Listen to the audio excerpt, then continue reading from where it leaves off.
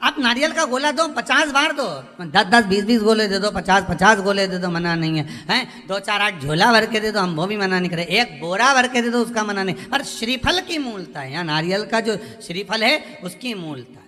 और कितनी सुंदर बात है, नारियल जो बहन भाई को देती है श्रीफल, हाथ भरा हुआ रखती है, भाई को बहन जब श्रीफल देती है तो भाई वही श्रीफल अपनी बहन को कुछ दक्षिणा अर्थात कुछ रुपया रखकर, कुछ भेंट रखकर, कुछ स्वरूप रखकर, जब बहन इतनी दूर से आई वही श्रीफल भाई फिर बहन को दे देता है, ये ले तू ले जा, तू रख ले। पर बहन उस श्रीफल को लेकर नहीं जाती है, बहन क्या कहती है, नहीं नहीं तुझे रखना पड़ेगा, तू रख। तो दो चीज में से जब श्रीफल भाई भेंट रख कर देता है अपनी बहन को, तो बहन श्रीफल वहीं भाई के घर छोड़ देती है, भेंट का कुछ भाग लेकर चल देती है। ये बहन का प्रभाव। रक्षा सूत्र को लोगों ने बिगाड़ दिया आज के जमाने में, तो रक्षाबंधन का भी महत्व लोग नहीं जानते कि कैसे रक्षा सूत्र बनना चाहिए, कैसे रक्षाबंधन होना चाहिए, उसका भी विशेष महत्व होता है भाई, उसकी भी मूलता होती है। और एक बात कहूंगा आज रक्षाबंधन पर, आपको अच्छी लगे तो आप स्वीकार करना, ना लगे तो आप छोड़ देना। वैसे भी सीवर वाला महाराज ताड़ी तड़ी बोले ही बोले है, उसमें क्या दिक्कत, तो बोलने में तो कोई पीछे हटूंगा नहीं। एक निवेदन आप सबसे करूंगा, आपको अच्छा लगे अपने जीवन में उतारिएगा, ना लगे कोई बात नहीं, छोड़ दीजिएगा, पर उतारना जरूर।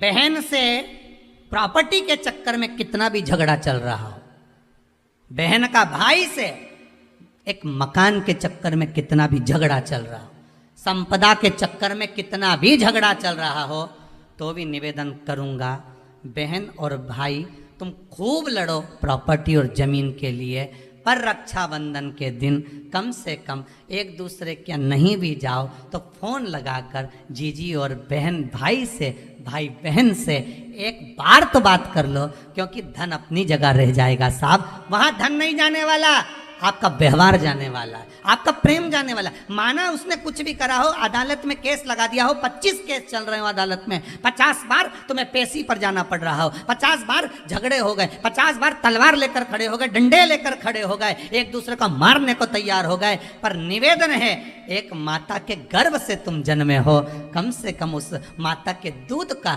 फर्ज अदा करो। और एक बार कितना भी झगड़ा हुआ हो, इस आस्था चैनल के माध्यम से आज रक्षाबंधन के दिन भले राखी बंधवाओ मत बंधवाओ, पर एक फोन लगाकर तो पूछ लो, जीजी कैसी है, कब आएगी बता, या बहन भाई को कह दे रे कैसा है, भूल गया क्या मुझे, भाई भी कह दे, लड़ाई की बात मत करना, आज के दिन बस प्रेम की बात करना कि कम से कम बहन का फोन तो आया। मेरा मन कहता है, मेरा दिल कहता है कि शायद दिवाली पर जितनी आतिशबाजी नहीं हुई होगी उतनी आतिशबाजी आपके दिल में होगी, कि जिससे केस चल रहा है वो फोन लगाकर पूछ रहा है कि भाई ने पूछा बहन से, बहन ने पूछा भाई से कैसे हो, भाभी से बात कर लो, थोड़ा बच्चों से बात कर लो। माना अदालत में देखा जाएगा, लड़ाई झगड़े सब होंगे, सब कुछ होगा, कौरव और पांडवों की कथा तो देखो रे कितनी सुंदर है।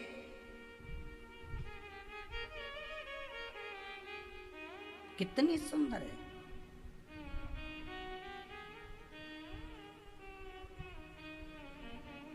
पांडवों की बहन सुभद्रा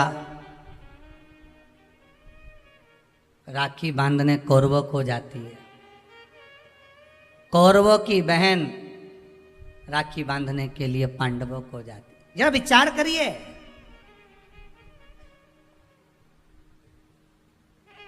क्या युद्ध के मैदान में लड़े नहीं, क्या युद्ध के मैदान में मरे नहीं, युद्ध अपनी जगह पर है।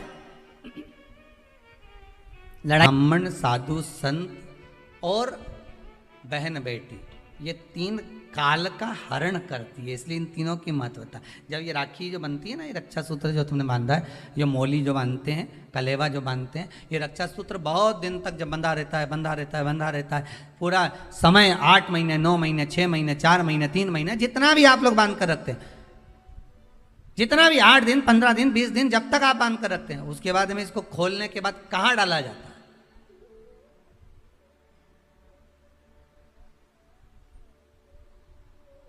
कहाँ दिया जाता है इसको?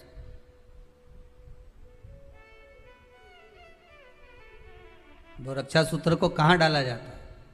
तो कहते हैं जिस स्थान पर गाय को बांधा जाता है, जिस स्थान पर गाय को बांधा जाता है, उस स्थान पर इस रक्षा सूत्र को ले जाकर एक और किसी भी खूंटे से गाय के, या गाय का जो ग्वाड़ा होता है, गाय जहाँ बंधती है उस स्थान पर कोई कील लगी हो, कोई खूंटा लगा हो, उससे इस रक्षा सूत्र को खोलकर बाद में बांध दिया जाता है, वहां रख दिया जाता है।